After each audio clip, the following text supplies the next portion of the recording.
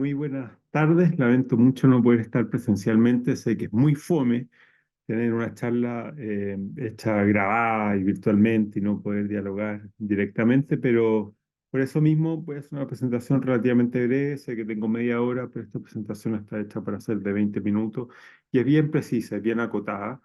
Lo que he hecho las últimas veces que he presentado en realidad y desafío es hablar un poco sobre los reportes del taller latinoamericano, hacer una actualización de los datos que hemos recopilado en la plataforma. Y en general lo que hago es mostrar un panorama de Latinoamérica y muestro varios países, los resultados en distintos outcomes que los que han estado en otras realidades y desafíos los van a reconocer inmediatamente. Lo que hice en esta oportunidad y lo que conversamos con el doctor Beltrán para hacer en esta oportunidad también fue algo diferente, fue dedicarnos solamente a los centros de Chile y tratar de mirar lo que sucede en la realidad nacional con un poco más de atención. Y específicamente en algo que habíamos hecho el año pasado, que era el efecto de la pandemia en VIH, que yo creo que a esta altura ya quizás es algo un poco más fome. Y en el sentido que es algo ya que todos hemos hablado cuál es el efecto de la pandemia. Ahora, lo que hicimos en términos de VIH, presentación tardía, de cómo afectó la atención de los pacientes, pero lo que vamos a hacer ahora es algo distinto a lo que presenté el año pasado, porque lo que vamos a tratar ahora es tratar de cuantificar el efecto y tratar de medir hasta cuándo va a durar el efecto de la pandemia en los outcomes de los pacientes con VIH, al menos lo que respecta a la información que recopilamos del taller. Por lo tanto, la presentación es bien estructurada, tiene objetivo, es tipo paper, es tipo reporte científico. Les pido disculpas no hacer una discusión más acabada, pero en el momento de diálogo con los otros presentadores de este bloque vamos a poder dialogar respecto a las causas, las explicaciones, la predicción que hacemos hacia el futuro, etcétera. Pero lo voy a presentar derechamente objetivo, método, resultado, conclusiones. ¿Ya? Nada se va a perder. Entonces, los objetivos que tenemos que le estamos preguntando a nuestra base de datos, que es la de que recolectamos los datos en el contexto del taller latinoamericano de VIH, es determinar en centros de atención de VIH de Chile el cambio pre y post pandemia de tres outcomes. Uno, cómo se ha modificado el N de ingresos. Dos, cómo se ha modificado o no se ha modificado la presentación en la etapa C, según la CDC, y el porcentaje de presentación tardía. Básicamente, ese es el objetivo que es bien delimitado. ¿Cuál es el diseño de investigación que estamos utilizando? Es el análisis de una serie temporal de datos agregados de pacientes que reciben atención en el centro de VIH. Entonces, nunca está más de recordar que acá no tenemos una cohorte, sino lo que hacemos es recopilar información que reporta cada centro el 31 de diciembre y dice cuántos pacientes ingresaron ese año y qué porcentaje de eso eran mujeres, qué porcentaje de eso eran mujeres con tal edad o hombres con tal edad, qué porcentaje de los ingresos tenían CD4 en tal nivel o en tal otro nivel, pero son datos clusterizados, agregados, son un análisis ecológico. Y como juntamos estos datos que son de naturaleza transversal ecológica, un año versus otro año, lo que hacemos es construir una serie temporal. Eso es, no es un análisis a nivel individual, por lo tanto, cuidado con las falacias ecológicas de hacer imputación a nivel individual. Pero yo creo que en cierta medida no es tan riesgoso hacer el salto y lo que estamos hablando es una realidad poblacional que podemos traducirla en cierta medida a nivel individual. La muestra entonces está hecha por los centros chilenos que participan del TAI latinoamericano VIH y sobre eso escogimos los que habían reportado datos en la plataforma actual en la cual nosotros estamos eh, haciendo los reportes del TAI latinoamericano. Antes teníamos un Excel, ese Excel todavía no hemos hecho el trabajo de transvalijarlo a la plataforma, así que lamentablemente no tenemos información desde el 2013 fácilmente disponible. La podríamos haber recopilado los datos que hemos recopilado en los talleres anteriores, pero hacer conversar las dos bases requiere bastante tiempo y dedicación, o sea, requiere varios días de trabajo y dedicación exclusiva a eso. Cosa que para esta presentación no tuve la oportunidad de dedicar. Así es que lo que hice fue analizar solamente los datos de la plataforma del taller. Algo de estadística. Ocupamos tres modelos multinivel, y eso es decir, que toman en consideración la correlación de los datos que están agregados, que pertenecen a un mismo centro, es decir, tenemos una línea temporal para cada centro y tomamos en cuenta que esos puntitos son de un centro particular y no de un pool de puntitos, sino que los puntitos de un centro están correlacionados entre sí. Y ocupamos un modelo binomial negativo para modelar el N de ingreso y modelos logísticos para modelar los porcentajes o las fracciones o la propensión a falla, como diría alguien en estadística, de un modelo binomial. ¿Ok? Esta es la expresión. Y el efecto aleatorio, para que lo que les gusta, hay un efecto aleatorio en el intercepto, que es dependiente de K, y K es el centro. Y también hay un efecto aleatorio en la pendiente del año, es decir, respetamos uno que el inicio de la serie temporal era distinto para cada centro, porque cada centro tiene una realidad distinta, pero su evolución en el tiempo también es distinta. Y además colocamos una variable que es COVID, que es dicotómica, si estamos en un año de pandemia o no, el 2020, 21, 22, 23, 24, hasta el 22 en verdad tenemos en esta serie de tiempo, eh, eran COVID, 20, 21, 22, los llamamos COVID. ¿Ok? La incerteza proviene de un modelo de efectos fijo. El análisis que sí estamos presentando acá es preliminar porque utilizamos una aproximación frecuentista y la frecuentista no tiene bien resuelto el tema de cómo construir incerteza en modelos multinivel. ¿Cómo se supera eso? Cambiando un marco bayesiano. Pero no hice el marco bayesiano porque también eso toma dedicación exclusiva y hartos días de trabajo y ensayo y error y qué sé yo. No es tan complejo, pero requiere dedicarle un poco más de tiempo. Por lo tanto, le imputamos a la incerteza el efecto fijo. No cambia demasiado, ¿ok? Si es que no es terrible. Y además, nosotros evaluamos la interacción año COVID, testeando que quizás el COVID modifica la evolución post-pandemia de la tendencia temporal del outcome. Es decir, si antes los ingresos venían hacia arriba, quizás post-pandemia cambian y empiezan a bajar. Pero cuando testeamos estadísticamente ese efecto en los tres modelos no salió significativo, por lo tanto lo sacamos. Por lo tanto, el efecto COVID es un efecto aditivo, no multiplicativo. Es decir, que, bueno, se los voy a mostrar en el gráfico eso. Es decir, lo que hace es modificar la altura de la pendiente, ¿ya? Pero no modifica la pendiente en sí misma. Lo vamos a ver en un gráfico que va a quedar muy claro. Y el otro supuesto, otra cosa importante que este asterisco de acá abajo, es que el supuesto implícito de los multinivel para los que les gusta imputación de datos es que los datos missing, porque no todos los centros llenan todos los años de información, algunos sí, otros no, unos son más, ahí se lo voy a mostrar en el gráfico, es que nosotros de alguna forma el módulo multinivel imputa datos asumiendo que son aleatorios. No completamente aleatorios, que es el supuesto más fuerte y que uno trata de evitar. Un supuesto intermedio, que son aleatorios. Un supuesto más conservador habría sido que no son aleatorios y hubiéramos necesitado datos externos para hacer imputación de datos. Pero no es lo que estamos haciendo acá. ¿Ok? Eso es para los que saben más de datos missing y cómo se manejan los datos missing, porque los datos, como en este gráfico, se van a dar cuenta que hay datos missing. Veamos los resultados. Ingreso. En el eje Y está el N de ingreso y el eje X los años. Y cada color, figura, es un centro distinto, entonces pueden buscar su centro acá. Entonces quiero mostrar el Hospital San Borja Herrerán, es este. El año 2017 reportó cerca de 500 ingresos. ¿Ok? Ahora, ¿ven alguna otra cruz negra? Ninguna. ¿Por qué? Porque el Hospital San Borja Herrera no ha entregado o no ha reportado datos al taller latinoamericano desde entonces. Por lo tanto, no tenemos más X y el único dato que tenemos es de él. Pero acá hay un centro que lo ha hecho extremadamente bien. Y felicitaciones, me encantaría tener información como la que aporta este centro, que es el Hospital de Temuco. Fíjense que ellos reportaron el 2018, 2019, 2020, 2021, 2022. Excelente, ellos reportan la serie completa. Eso es lo que querían todos los centros. Ahora, la mayoría de los centros no le hemos pedido, en verdad, el mandato, no mandato, la solicitud que hacemos en el latinoamericano es que llenen el 2021, 2022 y ahora deberíamos llenar los resultados al 31 de diciembre del 2023 para conseguir esta serie. Entonces, fíjense el hospital donde yo trabajo, el Hospital Barluco, son los cuadritos, muy obediente, tiene los datos del 2017, 2018, 19, 20, no hay información, pero tenemos la información del 2021-22. ¿Ustedes dirían que le pasó algo con pre-COVID, post-COVID? No sabemos porque no tenemos estas pendientes por acá. Pero vamos a ver qué es lo que hace el modelo multinivel.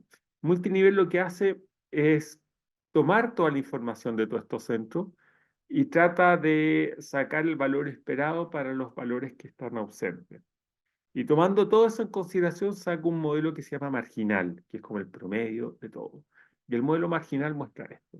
Si uno toma toda esta información y la modela con los modelos que le mostré en la diapositiva anterior, lo que tenemos es que los ingresos, esto no está expandido, estos son datos, es el valor predicho y los datos observados directamente. Es que nosotros tenemos una tendencia que en aumento de los ingresos, pero para el 2019 y el 2020 se cayeron los ingresos.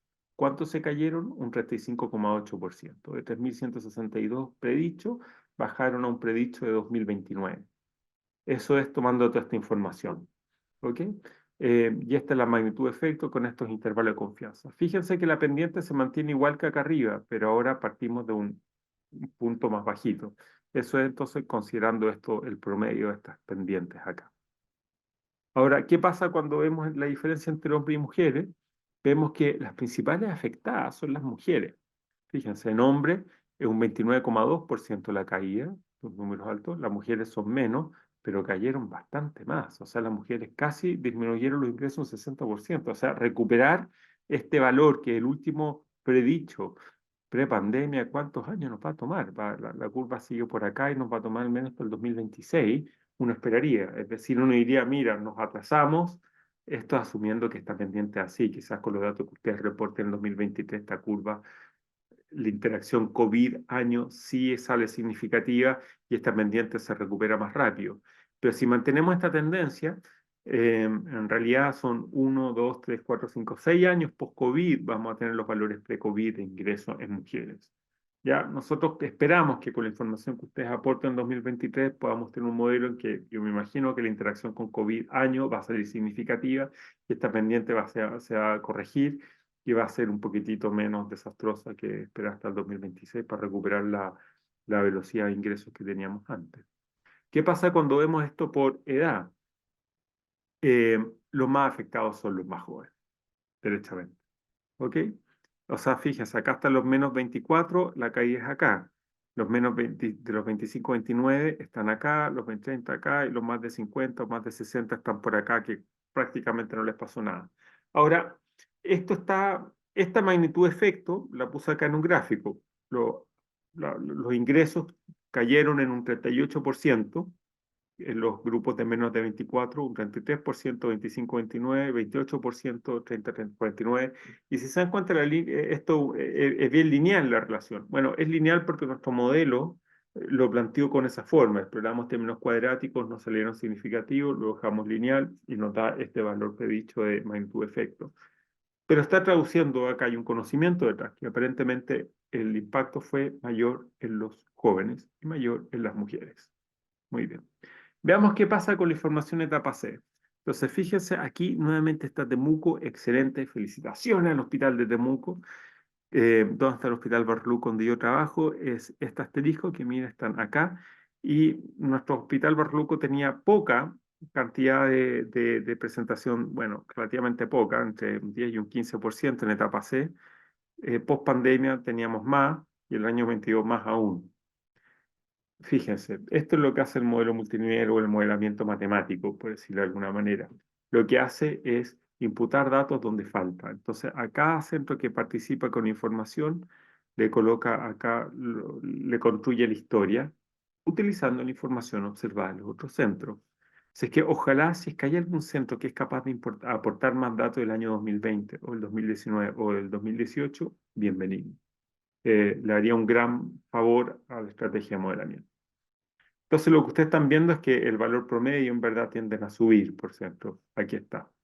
O sea, teníamos un 14,8% predicho para el año 2019 y el año siguiente tenemos 28,8%. Es decir, el riesgo de presentación tardía aumentó a 2,24. O sea, con otro hecho de 2,24. Tiene más 2,24 veces más chance de presentación tardía. Esa es. Ahora, la tendencia iba a la baja y la tendencia sigue a la baja eh, porque la interacción con COVID no salió significativa. Entonces uno puede proyectar esta línea y decir, bueno, en cuántos años más vamos a llegar al valor que estamos el año 2019, será el 2025 aproximadamente, es la predicción que hice que no la puse acá. Entonces eso es más o menos el impacto de COVID. Ahora, hay que darle un poco de comprensividad a esto, porque ¿qué- ¿por qué aumentaron la presentación tardía al año de COVID? Tenemos que esto sumarlo con la información de las diapositivas anteriores, que decíamos que tenemos menos ingresos. O sea, disminuyeron los ingresos, pero la presentación tardía aumentó. No es presentación tardía, perdón, la etapa C aumentó. Bueno, lo que uno sospecha es que en verdad disminuyeron los ingresos y los ingresos que quedaron eran los que están en peor estado, los que era difícil postergar el diagnóstico o el diagnóstico se hacía más evidente, como en este caso. Y quizás ese es el razonamiento. Entonces lo que estamos viendo más bien es una selección de pacientes, más que en verdad que el grueso de los pacientes está empeorando. Lo que hay que ver es qué es lo que pasó después. Lo más probable es que estos pacientes que no ingresaron el año 2020, porque estaban bien, quizás algunos de ellos estaban peor el 2021, entonces uno esperaría que esta pendiente hubiera sido distinta, pero no nos salió significativo, y eso en parte puede ser porque quizás los datos que tenemos son muy poquitos. Y cuando vemos diferencias por sexo, los hombres tienen un otro hecho de 2,6 y las mujeres de un otro hecho de 1,38. Eh, Fíjense que no es significativo estadísticamente el otro hecho de mujeres, es que está en verdad una diferencia, pero no es significativa. Por lo tanto, yo me quedaría con lo que podemos afirmar con más certeza es que en hombres hubo un impacto significativo de presentación de etapa C. ¿Qué pasa ahora con la presentación tardía? Ahora sí, los CD4 menos de 200 células por microgramo. Tenemos nuevamente felicitación al Hospital de Temuco por el esfuerzo que ha hecho. Deberíamos hacer un sticker como I love Hospital de Temuco. Encuentro yo que esto es maravilloso tener un hospital que es capaz de llenar la plataforma de esta forma y está abierto a todos los hospitales que quieran pueden hacerlo. Así que, por favor, la invitación es que, bueno, primero llenen la información del 2023 y si les queda energía, llenen la del 2020. Sería muy informativo. ¿Ok? Aquí está como la evolución que nosotros estamos, predice el modelo para cada centro. Este más abajito es allí que aparece. No, es Santiago Hospital San Borja. El San Borja, aparentemente el que tenía menor presentación tardía, pero tenemos un dato, pero el modelo le predice este comportamiento porque se alimenta la información de los otros. Y esto es lo que dice nuestro modelo matemático de presentación tardía, es que la presentación tardía, al igual que la presentación de etapa C, aumentó con un otro hecho de 1,91, 94, perdón, y es estadísticamente significativo, de un 30,6 predicho a un 43,9% predicho. Y cuando vemos diferencia por sexo, lo mismo que en etapa C, es principalmente en hombres, 2,44, y en mujeres prácticamente no hay diferencia. Nuestro hecho con grandes intervalos de confianza, intervalos son más grandes porque las mujeres también son mucho menos que la de los hombres y cuando uno hace estas cosas por multinivel de incerteza se castiga. Eh, en cierto aspecto, perdón, disminuye la incerteza. Pero no importa porque esta incerteza es el modelo fijo, si es que es un detalle que olviden. Pero esto es básicamente. Por lo tanto, ¿cuáles son las conclusiones de esta presentación? Uno, que los ingresos disminuyen significativamente entre el 2019 y 2020. No hay evidencia de que la pendiente de aumento paulatino de nuevos casos se haya modificado pre-post-pandemia. Eso es importante. No significa que no haya evidencia, que no la haya. Quizás con más información que ustedes aportan del año 2023, sí encontramos evidencia, pero dos puntitos en verdad en el tiempo son poco para hablar de pendientes claramente. Los más afectados son las mujeres y edades mejores.